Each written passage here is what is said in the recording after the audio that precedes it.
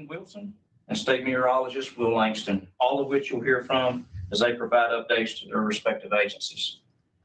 Through continuous updates and briefings, we've stayed in constant contact with Governor Kemp. He has led our response for the entire event.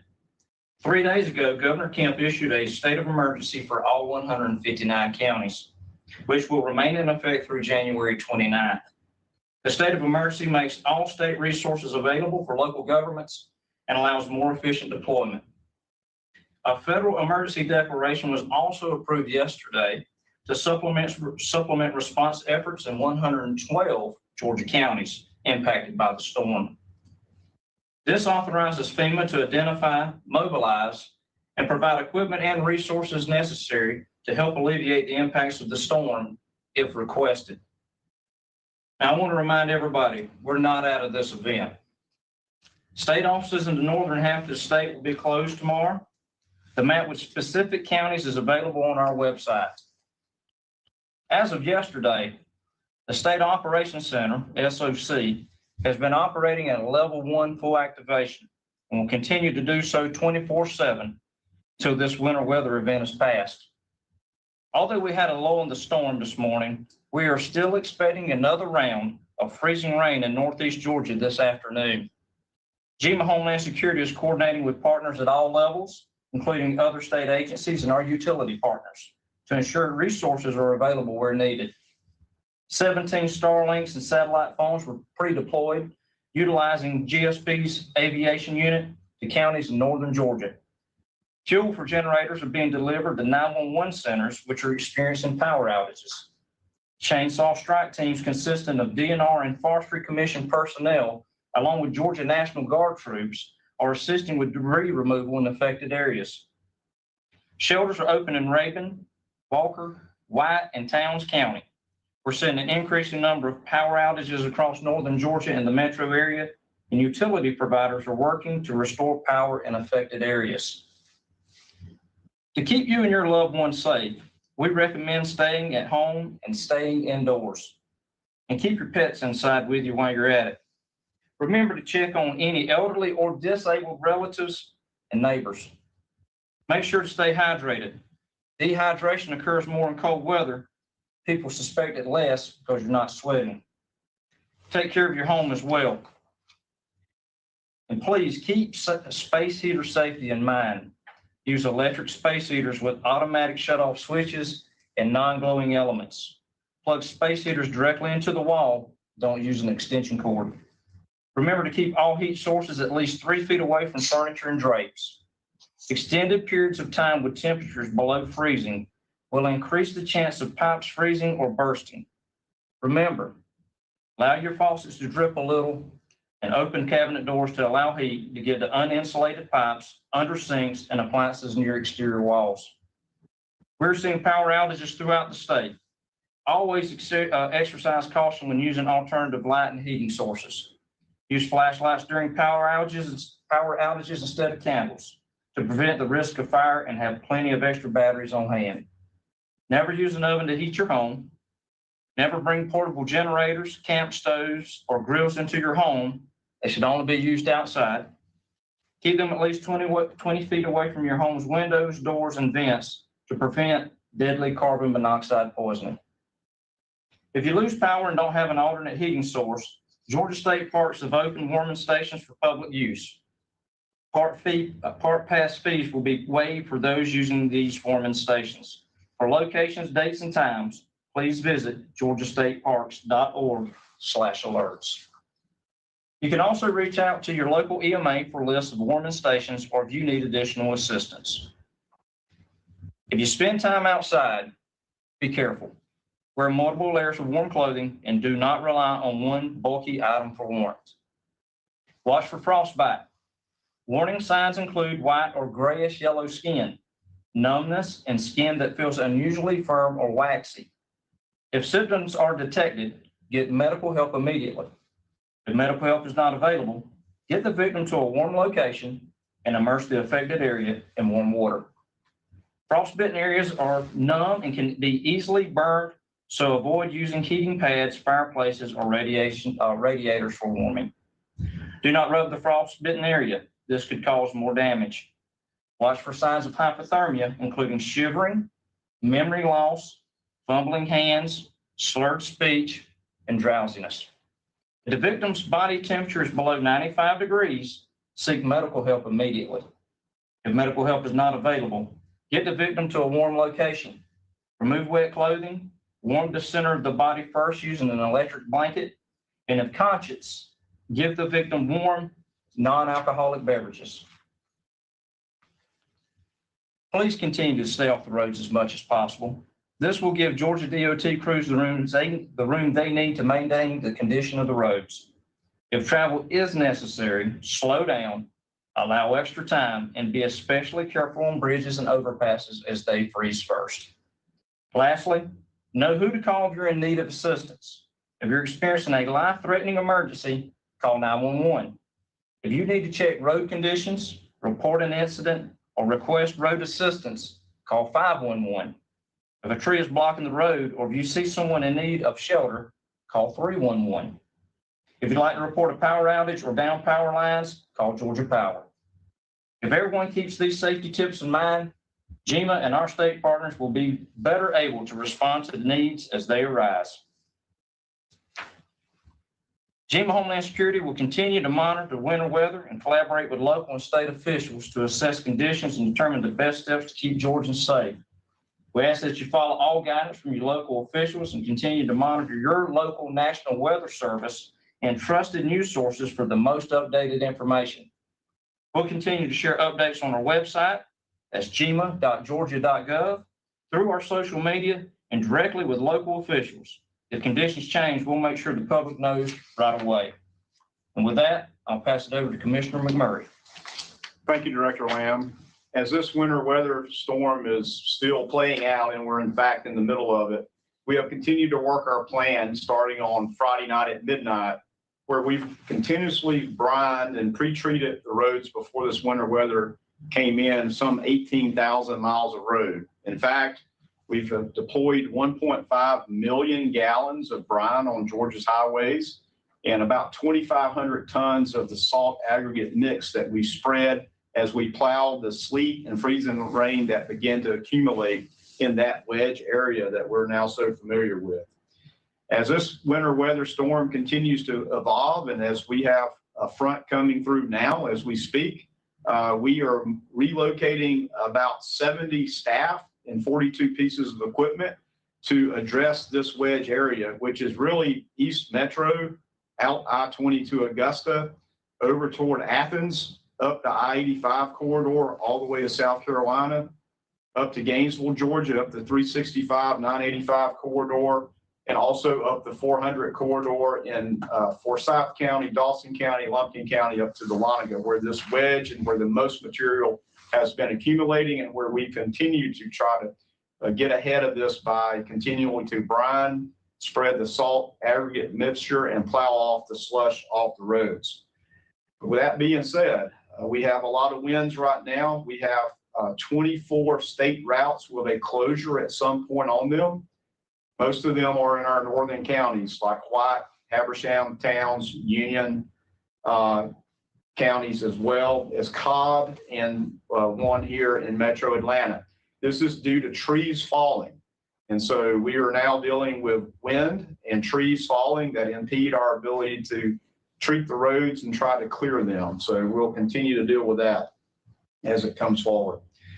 We will continue and maintain our stance of 12-hour shifts of all hands on call and all hands working, in fact, over to this storm until it's safe to stop.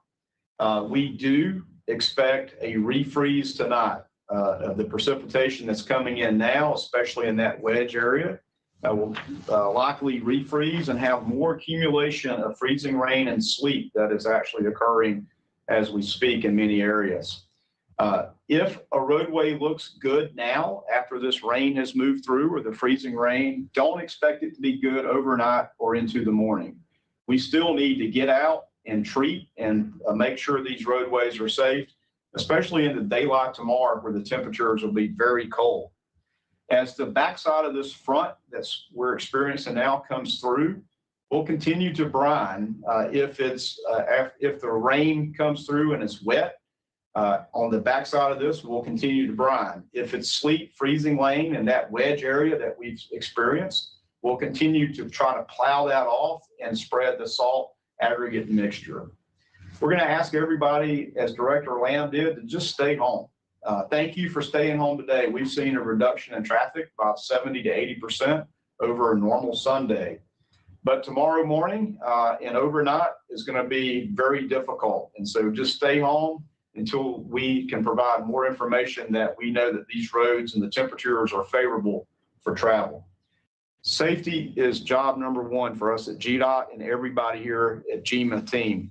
And we know that's important safety for you, but it's also safety for the women and men that are doing the hard work out there among all our agencies. So please give us all room to work and slow down and move over if you see those amber lights or the blue light escorts that are provided by the Department of Public Safety. And with that, I'll turn it over to Colonel Hitchens from the Department of Public Safety. Thank you, Commissioner. And I want to start off with reiterating that the majority of the people that have been asked to stay home have heeded that warning, and that is reflected in the total calls that we have seen in the affected areas. So far, since 6 o'clock yesterday, we've had 775 total calls, 25 crashes, and 95 motorist assists. And we would just want to say thank you for paying attention to that and staying off the roads. And we do call for you to continue that same posture as we move through this storm. Our personnel that we have assigned, we brought in some Southern troops, which allows us to put about 50 personnel in the metro area during the daytime hours and 30 personnel overnight. And those personnel will be out there to continue to answer calls, work crashes, help motorists as the need arises. And our Northern troops, they remain on what we call Phase A, which means their cars are packed, ready to deploy into any area that is needed, and most likely to be the northeast area of Georgia. Our Southern troops are on identified IRT teams, which are initial response teams. If a need arises where there's a affected area in the state, we can bring those personnel in and they'll assist at certain areas that they need. For the folks that are in the metro area are put in sectors, and they're put there so they're getting around the metro area coverage, but we have moved some into the eastern and northern area of the metro area so that they can handle those areas that are more affected.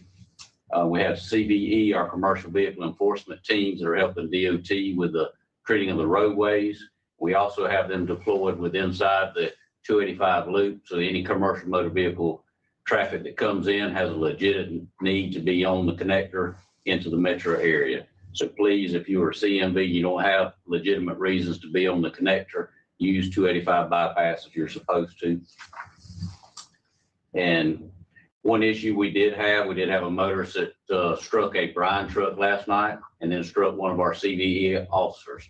So not only did that cause a little time that they were down, they were not able to treat the road, but then we also had to get new vehicles out so we could start retreating the roads. And we ask you, when you see those people, give extra space, let them do their job. And if you must get out on the roads, please drive the appropriate speed. That may not be the speed limit. You may not be able to see the ice. Also, remember, if you're driving on ice, don't use cruise control and add extra space in between your car and the vehicles in front of you and to the side. We ask that you do stay home, give our folks time to do their job, and we just want everybody to be safe. And with that, I'll turn it over to General Wilson. Okay, thank you, Colonel Hitchens. So Governor Kemp has authorized up to 500 National Guardsmen in response to this winter storm. You know, we're a large organization, and our response efforts are certainly scalable if need be. Yesterday, we were able to get approximately 120 soldiers, airmen, and volunteers from the State Defense Force pre-positioned into Northeast Georgia ahead of the storm to assist the Department of Forestry, the Department of Natural Resources, and our county emergency managers. We've primarily been focusing on clearing roadways for our first responders, as well as power restoration efforts for the power companies in those counties. And we're currently operating in Stevens, Rabun, and White counties as of today. We also have teams standing by to move critical supplies by either ground or air if need be, or to respond to any other unmet needs if they arise. We're also in constant communication with our federal partners in the event that any Title 10 capabilities are required as a result of the storm. It's been a very effective response effort thus far, but as everybody else has said today, it's certainly not over. A lot of hard work remains ahead of all of us. Our soldiers and airmen are proud to be part of the team, and so we're going to be in this thing with you until we're finished. Sir. All right, thank y'all. With that, we'll open it up for a few questions. We'd ask if you have one, please put that into the chat. Our moderator will take it from there.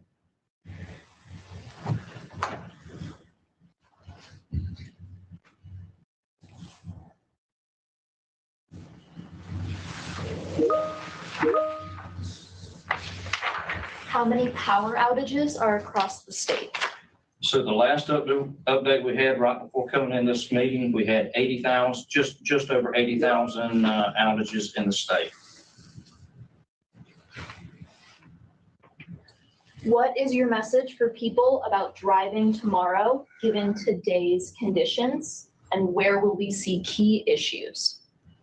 Will, you want to talk about the weather we expect tomorrow and how that relates? Yes, sir. So as we've mentioned, we're seeing precipitation move through much of Georgia right now. That's going to continue for the next few hours through the early evening. Additional freezing rain and sleet in the Wedge area, Northeast Metro, and to the north and east. A lot of the counties that saw sleet and freezing rain this morning are getting another round.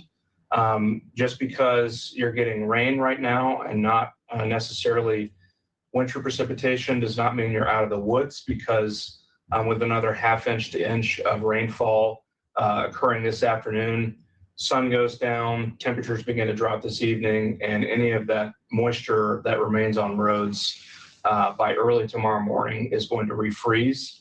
And so even in areas that didn't or do not end up getting freezing rain or sleet today, this afternoon and evening, you could still see patchy spots of black ice on roadways tomorrow morning. Hopefully we warm up enough tomorrow to melt and dry everything before temperatures really plummet again on Tuesday morning. Thank you.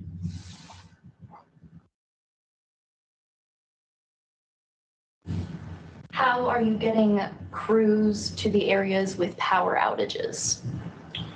Well, each place is a little different right now. There may be some areas that we can't get them into, but the conditions dictate who is able to make it where, and we respond accordingly.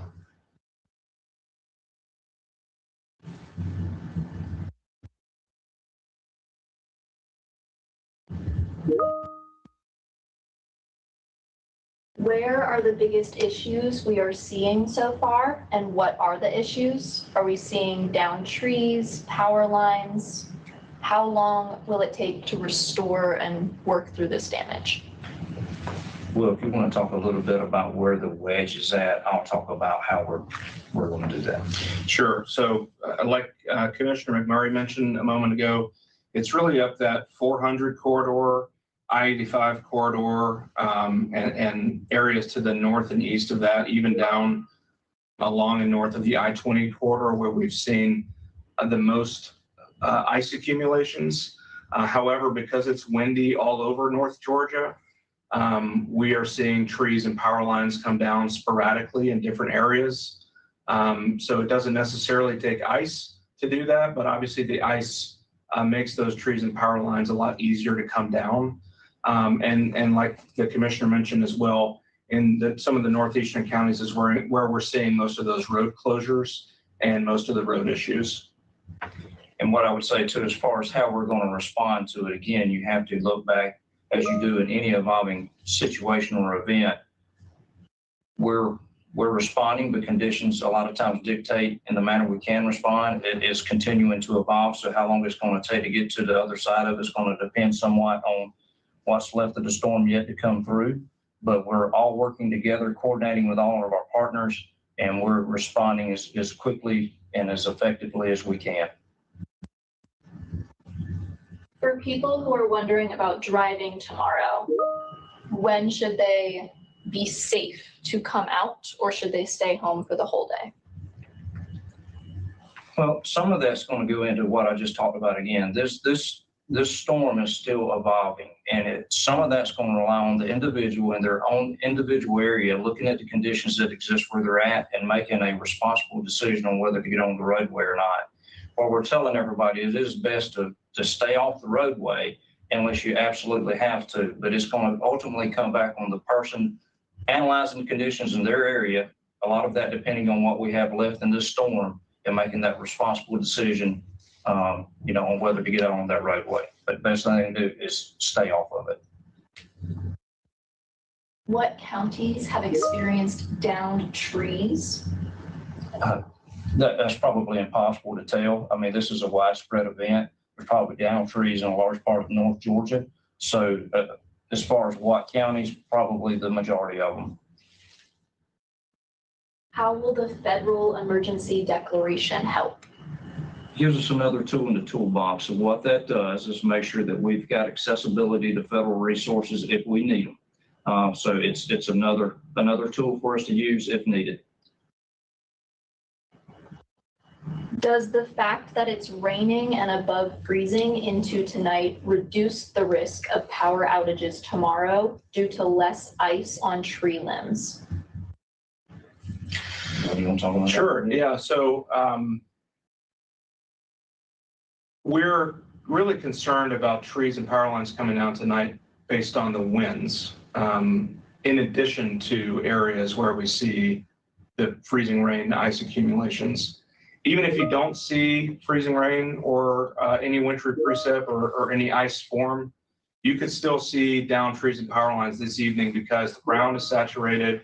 We have the winds moving in, gusting 20 to 30 miles per hour. It doesn't take that much wind to down trees and power lines, but any areas that do see ice accumulations this evening and tonight are much more likely to see those down power lines and trees.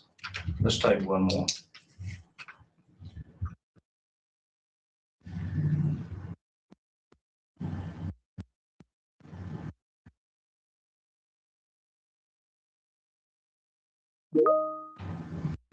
Do we have an approximate cost estimate of what this storm will cost Georgia? No, again, this thing is continuing to evolve. We're not through to the other side of it yet. So we don't have a cost estimate on it because we're not through the event yet. And with that, we thank y'all all for joining us online.